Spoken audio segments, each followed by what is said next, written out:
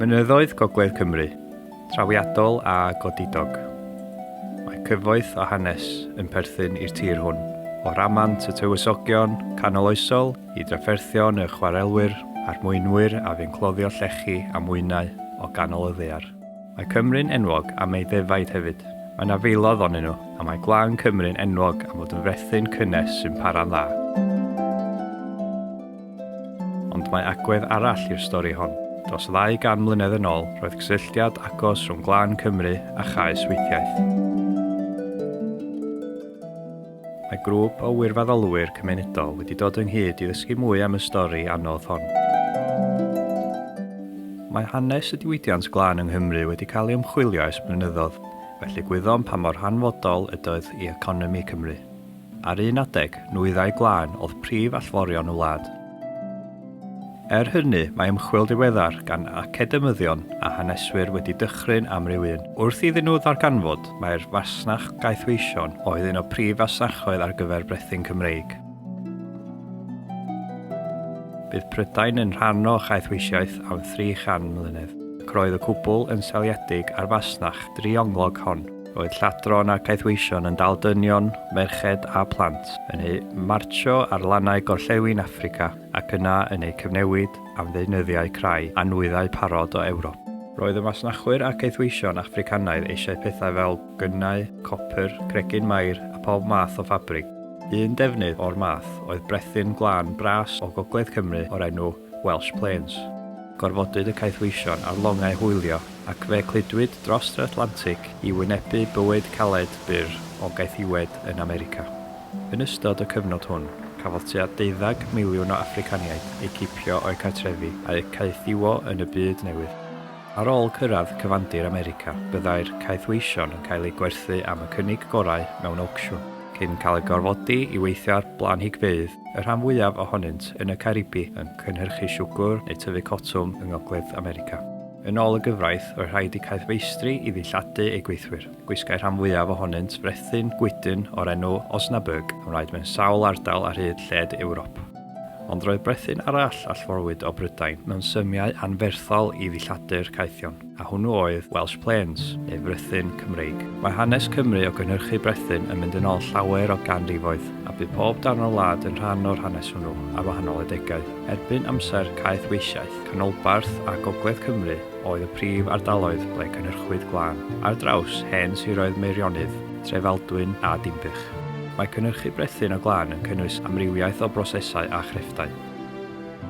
Yn gyntaf y cneifio, yn arsortio, yn acripo i dynnu drain ac i lyfnu'r ffibrau. Yna mae'r neddwyr crefftus yn troi'r glân wedi gripo i fewn i edafedd.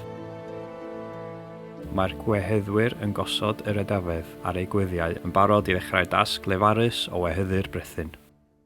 Gweheddwyd llawer o'r brethyn Cymreig yn y bythynod ar ffermdau syml a safau ar lethrau'r bryniau. Ar ôl cael ei gyweddyddu, aethwyd â'r brethyn i'r pandu i flanhau, proses a oedd yn cynnwys clai panwr, sebonllus ac wrin oedd yn helpu gannu'r brethyn. Ar ôl hynny gyd, aethwyd â'r brethyn wedi ei wehyddu gyda rhesi o geffylau duardwyrain i werthu i fasnachwyr y marchnadoedd y gororau. Yr amwythig oedd prif ganolfan y fasnach hon. O tua 1750 ymlaen, roedd masnachwyr o Lerpwl yn masnachu'n uniongyrchol a gweheddwyr Cymru, gan sicrhau bod brethyn Cymreig yn mynd yn syth i'r dociau i'w allforio i Affrica a America.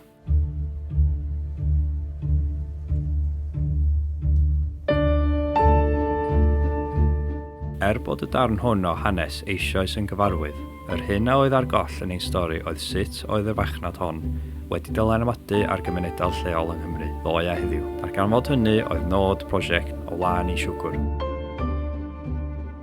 Roedd y grŵp am wneud yn siŵr ei bod yn dod i gyswllt â gymaint â phobl â bosib, ac yn nifer o ardaloedd sy'n gysylltiedig hefo'r stori hon. Ond siwyd y prosiect pam gyfarfododd y tîm yn yr amwythig a fydd unwaith yn gadarnle masnachu brethyn y Drapers Guild. Fe hyd yn oed cynhalwyd cyfarfod tîm y prosiect yn neuadd urddasol brethynwyr, sydd bellach yn mestyn bwyty moethus. This is the Drapers' Hall. We have to remember, and we're here because that's a starting point to our story. We know quite a lot, thanks to the good records of the Drapers Guild. We know quite a lot about this history, and so it seemed a suitable place.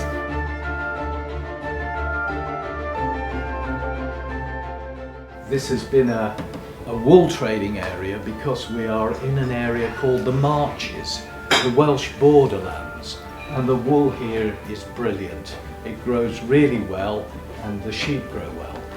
The hall itself was as a result of the trading of wool.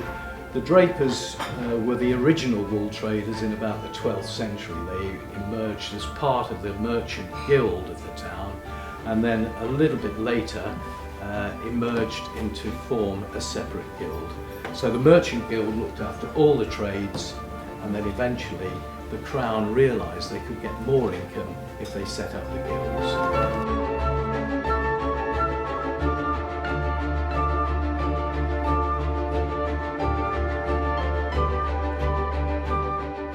I'm Chris Evans, I work at the University of South Wales, and here I am outside the Sailors Institute in Barmouth. Why Barmouth? Well, because Barmouth is a port through which Welsh planes were exported out into the wider Atlantic world. So it's really important if you're looking at the history of Welsh wars.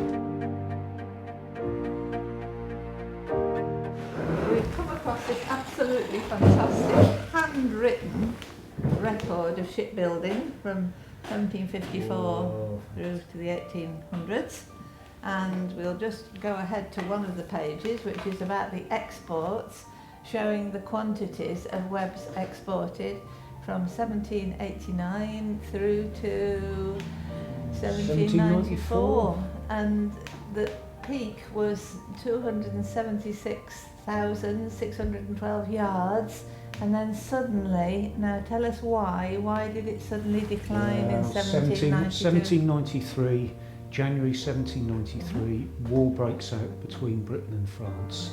So that absolutely devastates international trade. So yeah, off a cliff, isn't it? Yeah. Isn't it fascinating? Gosh, but it explains clearly that the webs were made of coarse woolen cloth and cotton, it says, which is interesting. That's a mistake. Yeah, I think so. It was the cottoning was the process that fluffed the surface.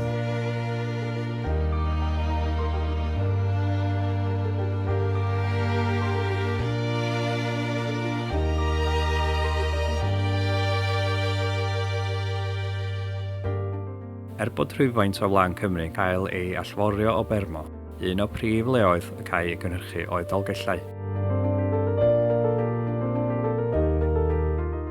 Mae'r grŵp yn darganfod mwy am hen bandau'r dref, bron yn adfeilion erbyn hyn.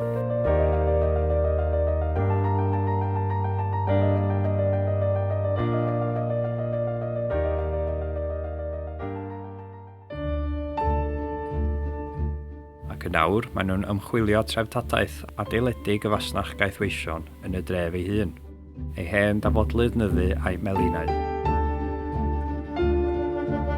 Farmers would bring the wool up in large sacks. Yeah. It would then be pulled up on pulleys, probably through there, and then the process would begin.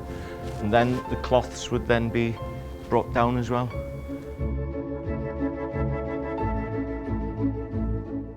Jill from South Wales has actually, from Ryland fleece, gone through all the processes to produce what could be Welsh plains, and she went through this fulling process. So in the photographs it shows the woven fabric being much lighter and the fulling process really thickening it up. It's got the features that we've read about. It's got the texture that we think that Welsh plains might have. So this is really something quite special. We've certainly got a lot of information, and we've talked to so many people, as you've said. Our community research volunteers are constantly coming up with new gems of information, like look out for soapwork, that'll show you where fulling mills are. That was an early piece of information we got. So we're going to put information onto the website, and that certainly will tell the story, and we've worked out all the sections. We've got a blog so that community research volunteers can contribute information to the blog. We're going to put information onto the People's Collection, and we're going to translate the main parts of the story, but then also provide the additional information, whether it came in Welsh or whether it came in English. We have so much information, we can't possibly translate it all. So that's what we're hoping to do.